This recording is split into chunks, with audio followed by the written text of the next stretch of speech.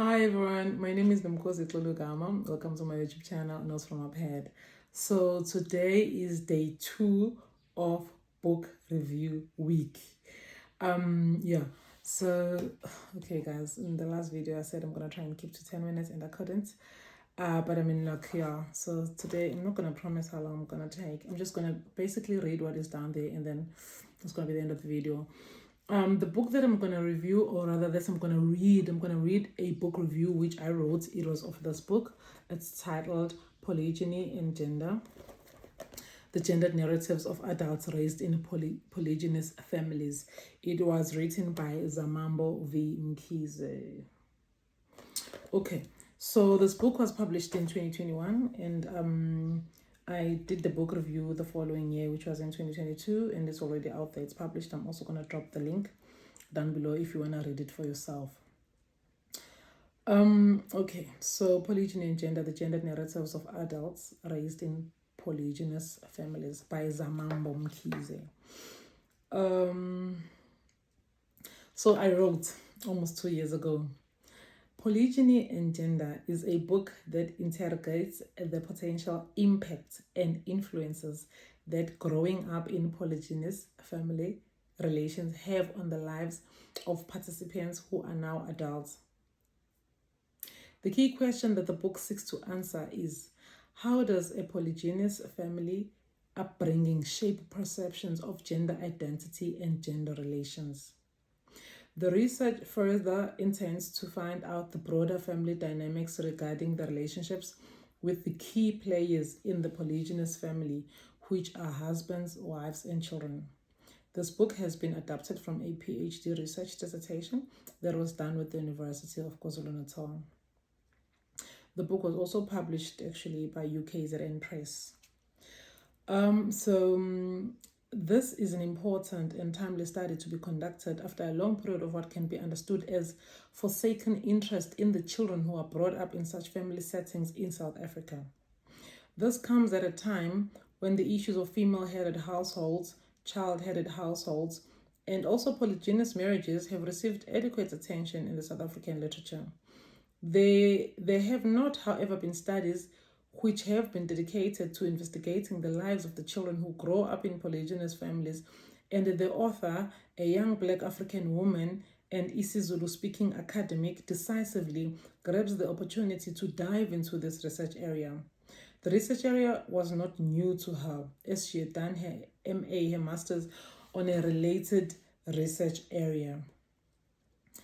The book has been written from data collected through 10 in-depth interviews from male participants and 10 in-depth interviews from female participants. All participants are above the age of 18 years and have a minimum metric qualification. All participants, where am I? While some participants have stopped at the matric level of education, some have gone as far as master's level at the university. The book also strongly relies on relevant secondary data collected, mainly through different theoretical standpoints. It also has evoked experiences taken from various case studies around the world from societies who practice polygyny. The folded data were collected from a township in KwaZulu-Natal province called Hammarsdale. This township is a peri-urban area approximately 50 kilometers from the central business district of Durban and is dominated by isiZulu-speaking community. The author argues that she used narrative interviews, which were more focused on participants' life histories. While this form of data collection seems like it's the best suited for this kind of research, it seems to me that the author deprived us some of the exciting details about the fuller life histories of the participants. The extraction of the voices from the interview transcripts did not always give the information that the reader was already expecting and looking forward to reading and understanding. For example, the kind of data that are obtained from field notes would have added a lot of value in addition to the interviews done. The reader is not clear whether field notes were used at all, and if yes, what kind of data were yielded from such notes. The author says the participants were concerned with their privacy and confidentiality. As a result, she did not use a digital voice recorder, but instead wrote everything down during the interview process. She additionally uses pseudonyms because she did not want to expose her participants. However, looking at the level of detail that she gives, it is clear that the participants' privacy and confidentiality are not fully kept as promised by the standard social science research ethics. The author informs the reader that she has changed the names. However, she later points out that the new names given still have partially the same meanings as the original names. This then implies that if one is interested in finding out the participants' identities, one would easily be able to do this just by the biographical details that are given, inclusive of the pseudonyms. Furthermore, the pseudonyms given to the participants are quite interesting for two main reasons. They are normally not the kind of names that township dwellers give to their children, but rather rural dwellers. Second, although the names can sometimes be associated with particular genders, they attempt to be gender neutral, or the author also perhaps intentionally gave women names which would have been given to men and vice versa. For example, Pagimbi. Pagimbi is a girl's name in this book.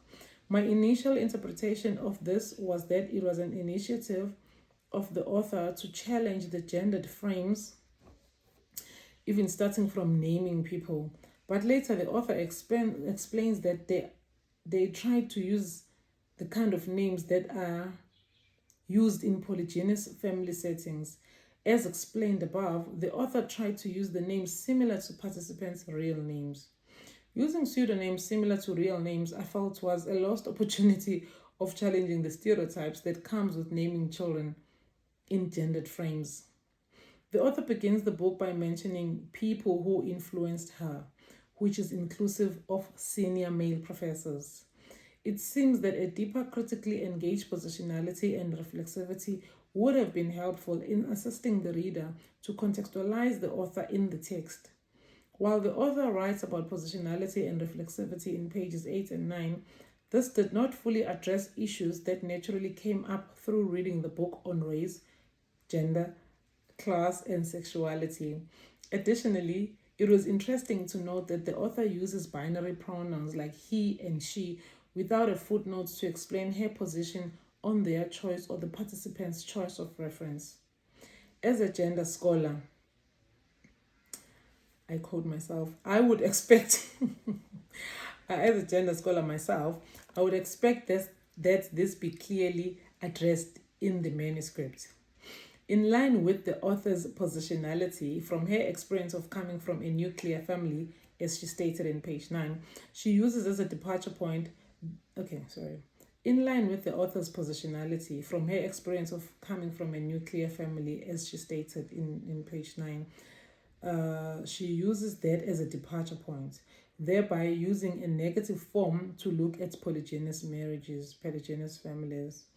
For example, she says she was 13 when she first realized that her family was a nuclear family, while in other instances she uses a more neutral depiction. She was 15 years when she recognized her family was polygynous. This is a quote of one of her participants. While this book provided us with an interesting understanding of the complexity of polygynous family relations, there are certain key concepts that would have made more informed reading if the author defined or discussed and or problematized these. For example, the concept of marriage, the concept of illegitimacy, particularly of children. This would have been useful because in Zulu, sometimes marriage, i.e. civil union, can be differentiated from customary marriage, i.e. ukugana. For example, on page 15, the author makes a reference to 5 legitimate children in her polygynous family without explaining what is legitimate. 5 legitimate children without explaining what is legitimate, which is illegitimate in these complex family relationships. As I read the book, I also asked myself, what is a co-mother? What does it mean? Is it a Zulu or English or even African or European understanding of umamkhulu or umamncane? Does co have any undertones of inequality, yet Mamncane and Mamkhulu definitely signal inequality, and this is key in family hierarchical relations. Furthermore, the rural-urban dynamic is somewhat missing. It's a missing link when discussing township life, polygynous marriages, and families. Previous research has demonstrated that people living in townships still have rural linkages, particularly people in polygynous marriages. Rural-urban linkages are understood to be an important aspect of Zulu people from KwaZulu-Natal, and most importantly, a part of these extended and polygynous family arrangements. The book does not clearly paint that picture, so that when Muzoombango on page 85 says, "We worked very hard in the farms," the reader is able to almost psychologically travel with the interviewee to the farms without this being described adequately in the text. As a recommendation to the readers, I found it useful to read this book with a background from a key text published in 2011 by Sarah Mosweso titled Eating from One Pot. She did her research in the same township as the author. Like Zamambo Mkhize, she also critically engages with the issues of gender, households, and livelihoods, as well as rural-urban linkages. Issues and dynamics around polygyny were dominated by issues of gender, femininity, and masculinity, socialization into gendered roles. The discussion of these concepts was not always placed within polygyny frames, which is what the title of the book points us to. I assume most readers would have read a lot on gender and socialization, but not so much on polygyny, which is what made this book really interesting to read and review. Nonetheless, on page 87, we do start reading about polygyny-related gendered narratives. The book also seems to prioritize voicing secondary data or theoretical positions rather than the narratives of the adults raised in polygynous families. Having more of the author's analytical perspective and critical engagement would have enhanced the value that the book brings into the scholarship, but perhaps this is something that can be done more in journal publications. While I appreciate the focus of the study on children born and raised in polygynous family settings, the more I read the excerpts, the more I felt that voices of the fathers and mothers of these children were missing. I felt the interpretation of children who are now adults is somewhat limiting. When it comes to how they understood the hierarchical structure of family, their views could perhaps be enriched by those of their parents. The chapter on naming and construction of gender identity confirms my position of the study, which is somewhat of missing views of the other relevant voices within the polygynous family setting. It is true that children do not always know the true meaning of their names. It is fair that they ask their parents, and it is helpful if their parents are the people who named those children. However, in cases where children were named by grandmothers and aunts who either are deceased or with whom the children never engaged on their names, it is likely that the meaning and the interpretation of the name of the child in a polygynous marriage is not precise, depending on who names and who interprets. The author crucially introduced the fact that the participants are educated, but she doesn't always show throughout her book why this is important and who paid for their education, or how was it relevant for their positioning in the polygynous family settings. For example, were all the children in these extended families educated, or were all the children of that particular woman or mother of the participant educated? While in most studies we rarely read of successful management of households by parents, the fathers, the mothers, and the co-mothers, the idea of interviewing adults was useful because it gave the participants a chance to reflect on their childhood experiences growing up in polygynous families and how it had shaped them to become who they identify themselves as now. The idea of interviewing formally educated individuals I feel is also a good idea because it allowed the participants to reflect on the role of culture and traditions in their lives. Additionally, they were able to bring in their educational experience and influences, which I strongly believe gives them a different set of lenses to look at their family settings. As we have seen from the author's insightful analysis in her book, the education leaves them with differing views and positions on polygyny. Polygynous families are complicated, and it is important to understand that. This is exemplified by the excerpts from Dlabembalela on page 113 about the borrowing of keys and pots. Nonetheless, it is a little unfortunate that the author did not expand in making us understand this complexity by inquiring what Dlabembalela's mother meant when she said, if she did not borrow the pot from the other wife, the wife would not have come to Dlabembalela's wedding.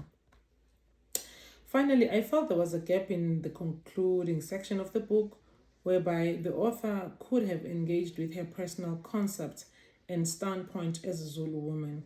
As a reader, I asked myself if her concept and position as a young Zulu woman changed in any form through and after her research, especially after she introduced herself as such on page 9 and was reminded of her position as a Zulu woman in Zulu culture at the end of page 21.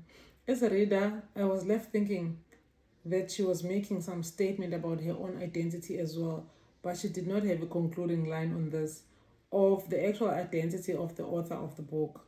Nevertheless, I consider this insightful book a great and really useful contribution to scholarship. It allows the reader a particular new vantage point to an important and relatively new field which has not been adequately researched. Thank you very much. So that is the end of my book review, which was published in 2022 on this book titled Polygyny and Gender, the Gendered Narratives of Adults raised in polygynous families.